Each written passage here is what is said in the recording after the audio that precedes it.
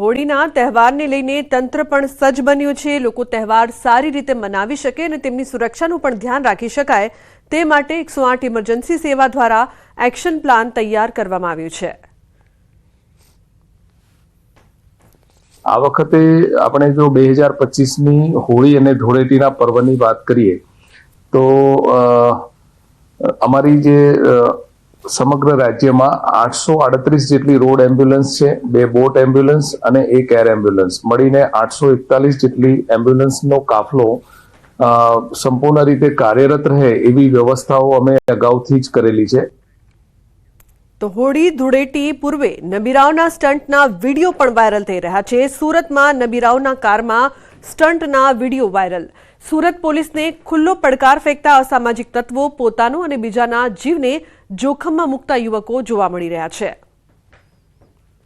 તો ધૂળેટી પૂર્વે નબીરાઓના સ્ટન્ટનો video viral થઈ રહ્યો છે। સુરતમાં અવારનવાર આ પ્રકારના વિડીયો સામે આવતા હોય છે જેમાં નબીરાઓ સ્ટન્ટ કરતા હોય, પરંતુ રસ્તા પર સ્ટન્ટ શું કરી રહી છે પોલીસ?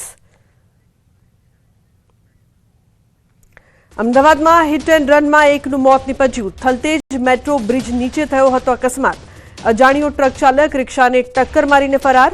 રિક્ષામાં બેઠેલા એક વ્યક્તિનું મોત નીપજ્યું છે। ટ્રાફિક પોલીસે ફરિયાદ દાખલ કરીને તપાસ શરૂ કરી છે। તો થલતેજ મેટ્રો બ્રિજ નીચે અકસ્માતની ઘટના સામે આવી છે જેમાં એકનું મોત નીપજ્યું છે।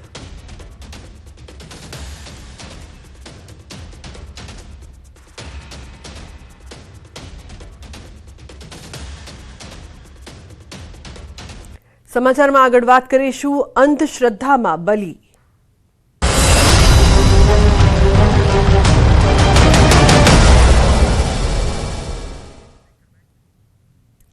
તો છોટાઉદેપુર જિલ્લાના પાણેજ ગામે બાળકીની હત્યા મામલે વિજ્ઞાન જાથાની ટીમે ગામની મુલાકાત લીધી। સાથે જ વિડીયોના આધારે નરબલીની પુષ્ટિ મળતી હોવાની વાત પણ કરી। વિજ્ઞાન જાથાના મતે આરોપીએ કોઈના કહેવાથી અને પ્રલોભનથી હત્યા કરી હોય તેવું લાગી રહ્યું છે। હત્યામાં તાંત્રિક વિધિના જાણકારની મદદથી કરી હોય તેવું પણ લાગી રહ્યું છે। વિજ્ઞાન જાથા હવે જિલ્લામાં આવા ભુવાઓ સામે મોરચો માંડી રહી છે।